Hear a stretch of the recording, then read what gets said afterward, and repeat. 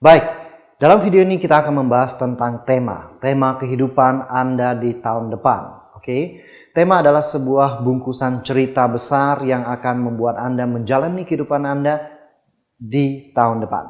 Nah, sebelum kita masuk ke tema, kita perlu memahami tentang aspirasi dan goal. Goal berasal dari bahasa Inggris yang tulisannya GOL yang artinya halangan, tantangan. Dalam bahasa Jerman ini juga berarti sebagai penghalang. Oke, artinya ketika kita ingin mencapai sesuatu, kita harus mengatasi dulu halangan atau tantangan yang ada di depan kita. Itulah goal. Goal lebih bersifat terencana, goal lebih bersifat otak kiri. Sedangkan aspirasi lebih kepada inspirasi, spirit, semangatnya kita. Aspirasi adalah sesuatu yang menghembuskan kehidupan ke dalam apapun yang kita lakukan. Aspirasi ini lebih bersifat emosional, lebih bersifat intuitif, lebih bersifat otak kanan kita. Oke? Nah, kita membutuhkan kedua hal ini secara seimbang.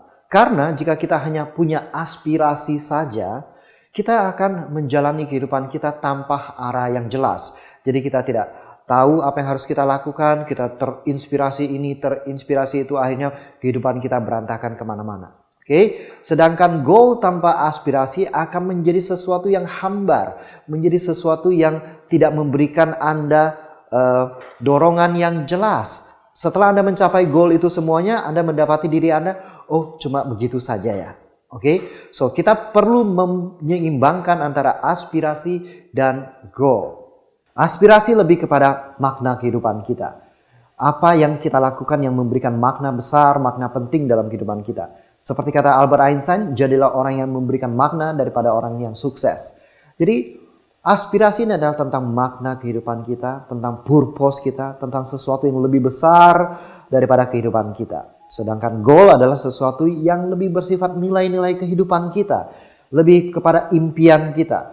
Goals adalah sesuatu yang membuat kita excited dan membuat kita mau bertindak. Oke, nah goal ini perlu dukungan yang tepat dari nilai-nilai kehidupan kita dan juga aspirasi. Jadi kita perlu menyeimbangkan sekali lagi antara goal dan aspirasi kita.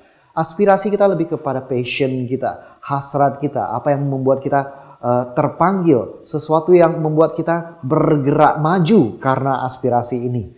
Oke, sedangkan tema adalah gabungan dari goal kita dan aspirasi kita. Oke, tema akan memberikan kita arahan. Tema adalah sesuatu yang akan memanggil kita untuk maju. Tema adalah sesuatu yang akan membuat kita terinspirasi untuk bertindak, melakukan sesuatu, mencari perubahan perilaku kita dan mengubah kehidupan kita. Jika Anda kesulitan untuk mendapatkan tema apa yang ingin Anda jalankan, Anda bertanyalah kenapa Anda ingin mencapai goal tertentu di tahun depan. Oke. Kenapa Anda ingin mencapai goal itu? Jadi alasan yang lebih besar dibalik kenapa Anda ingin mencapai goal tersebut. Atau Anda lihat aspirasi apa yang ingin Anda jalankan dalam kehidupan Anda. Passion seperti apa yang ingin Anda hidupkan. Oke, lalu Anda pikirkan tema apa yang akan mendukung aspirasi Anda. So, jadi tema adalah sesuatu yang mengikat cerita Anda di tahun depan. Tema adalah sesuatu yang memberikan Anda makna di tahun depan. Tema adalah sesuatu yang memberikan Anda arahan. Jadi tema adalah sebuah kompas.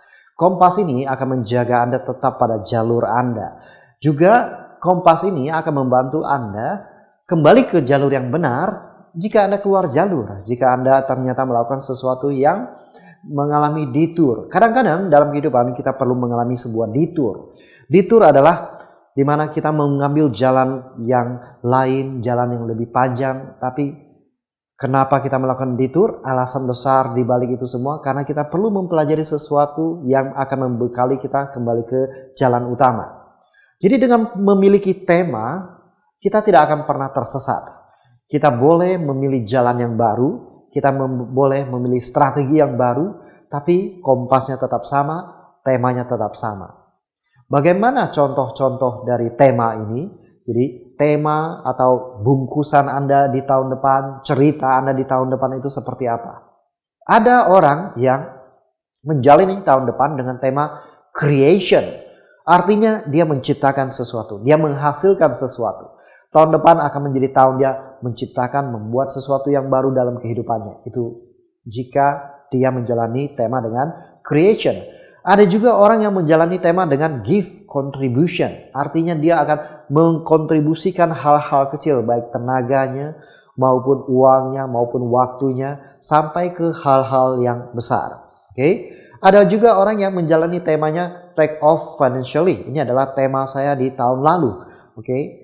Dengan demikian, maka orang ini akan menemukan berbagai hal yang merupakan hal-hal yang akan mendukung dia, kesempatan-kesempatan baru, hal-hal yang akan membangun fondasi financial freedom-nya dia. Nah, itu yang terjadi pada diri saya tahun sebelumnya. Oke, ada juga orang yang ingin menjalani hidupnya dengan shaping my life. Jadi dia ingin membentuk kehidupannya di bidang spiritual, di bidang finansial, di bidang kesehatan, di bidang produktivitas, sampai bidang relasinya. Oke, ada juga orang yang punya tema ingin melayani orang lain. Berarti dia akan membantu orang lain, menyentuh kehidupan orang lain, mengubah kehidupan orang lain di tahun depan. Ada juga orang yang memiliki tema flow. Dia akan mengikuti dorongan hatinya. Mungkin dia akan traveling, dia mungkin akan bertemu dengan orang-orang yang luar biasa yang akan membawa kehidupannya ke tingkat selanjutnya. We never know. Oke, ada juga orang yang belum menemukan passionnya. Jadi dia membuat tema tahun depan adalah tentang menemukan passion saya. Oke, nah apa tema Anda?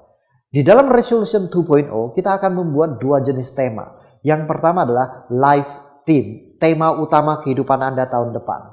Yang kedua adalah sub theme. Sub theme adalah tema untuk aspek kehidupan yang lebih spesifik. Contohnya, apa sub theme Anda untuk aspek spiritual? Apa sub-theme Anda untuk aspek financial Anda? Apa sub-theme Anda untuk bidang kesehatan Anda?